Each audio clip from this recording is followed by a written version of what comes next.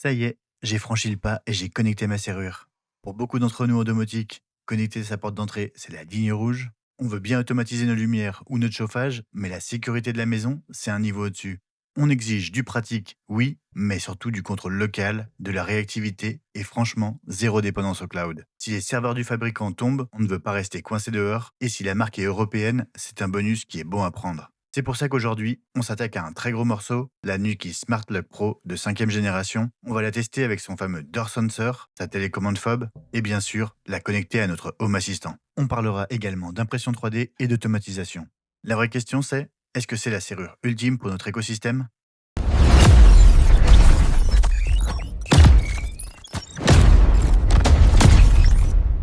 On fait un point rapide sur ce qu'on a sur la table. On commence par la documentation, mais surtout le QR code Matter et la petite réglette pour vérifier l'épaisseur de notre cylindre.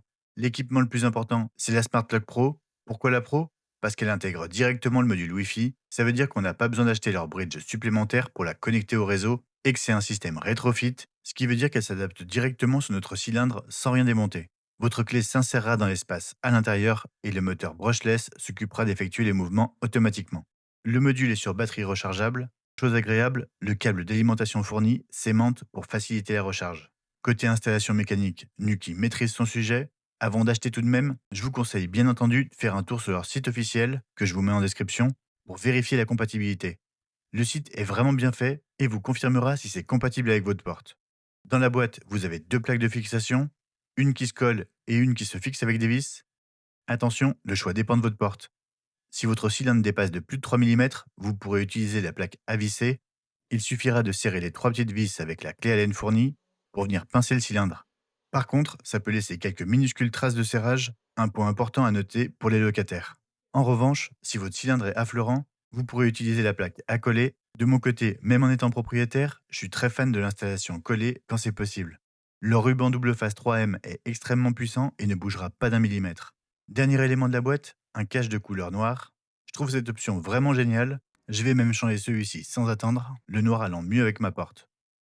J'ai également pris le Door Sensor qui va nous donner l'état physique de la porte, ce qui est toujours rassurant quand on a des enfants. Et le dernier équipement, c'est le fob, la petite télécommande qui vient remplacer une clé classique, mais j'en reparlerai plus tard dans la vidéo. Je n'ai par contre pas encore pris le keypad, je le prendrai plus tard et je ferai sûrement une autre vidéo sur le sujet. On passe rapidement sur l'installation, on enlève la clé, on place le support en le vissant ou en le collant, on remet la clé en place et on insère le module. Tout ça prend littéralement quelques secondes. Il nous reste bien sûr à tester le fonctionnement mécanique en appuyant sur le bouton central. Une fois validé, on passe à la configuration. L'installation est extrêmement simple. Après avoir scanné le QR code mis à disposition, il vous proposera les différentes plateformes possibles pour installer votre application. Une fois l'application installée, ouverte et les conditions d'utilisation acceptées, elle vous proposera de démarrer la configuration. L'application est vraiment bien faite et ne vous obligera pas à créer de compte, ce qui est un vrai plus. Elle vous demandera par contre de créer un profil utilisateur pour faciliter le paramétrage. Autorisez l'accès à votre position ainsi qu'aux appareils à proximité pour pouvoir continuer l'installation grâce au Bluetooth. Et enfin, appuyez 5 secondes sur le bouton central du module pour activer l'appairage. Après quelques secondes, elle vous proposera de configurer votre code de sécurité, puis la Smart Lock se mettra toute seule à jour, ce qui prendra environ 2 minutes. Petite astuce pour la prochaine étape, le nom donné ici sera celui utilisé par Home Assistant lors de la remontée des entités. N'hésitez pas, contrairement à moi sur le coup, à lui donner un nom plus parlant. L'app va vous demander enfin la localisation de votre domicile. Ne soyez pas suspicieux, ces données de localisation restent stockées localement sur votre téléphone. Elles servent uniquement au geofencing pour pouvoir déclencher le déverrouillage de la porte en Bluetooth lorsque vous arrivez devant chez vous. Avant de lancer la calibration, l'application va vous demander quel type de poignée vous avez à l'extérieur. Ensuite, elle va faire quelques allers-retours à vide pour mémoriser les butées mécaniques de votre serrure, c'est-à-dire les positions extrêmes de verrouillage et de déverrouillage. Je passe rapidement les dernières étapes qui vous permettront d'activer le geofencing ainsi que la configuration de votre assistant vocal pour vous montrer le récapitulatif des actions possibles à faire sur votre Smart Lock. Et comme j'ai dit plus tôt, l'application est vraiment bien pensée.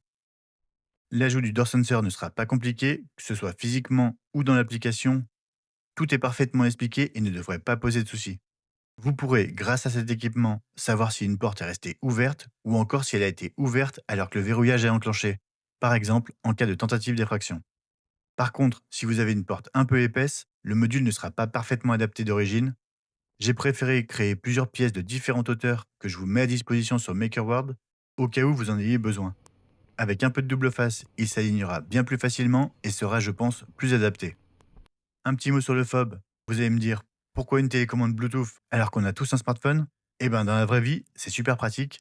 Que ce soit pour les enfants qui rentrent de l'école et qui n'ont pas encore de téléphone, ou si vous prêtez vos clés à un proche pour le week-end, vous lui donnez un fob, un clic, la porte s'ouvre. La réactivité est instantanée et surtout, vous pouvez paramétrer facilement quand il est actif ou non. Passons maintenant aux choses sérieuses. L'application Nuki fait très bien le job, mais on ne va pas s'arrêter à l'application officielle. C'est là qu'on intègre Home Assistant. La force de cette Pro 5, c'est qu'elle propose une API locale et surtout un support MQTT natif. Je vais donc partir sur un paramétrage en Wi-Fi. Pour les utilisateurs de Zigbee to MQTT, vous n'aurez rien à installer de plus. Le broker est déjà là. Sinon, je vous conseille d'aller voir ma vidéo sur MQTT et l'installation du Mosquito Broker.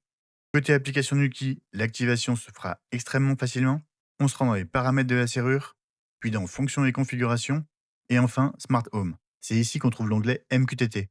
Là, c'est du classique. On renseigne l'adresse IP de notre serveur Home Assistant sans mettre le port, puis les identifiants de notre broker Mosquito. N'oubliez pas d'activer l'option de découverte automatique pour que Home Assistant fasse tout le travail tout seul.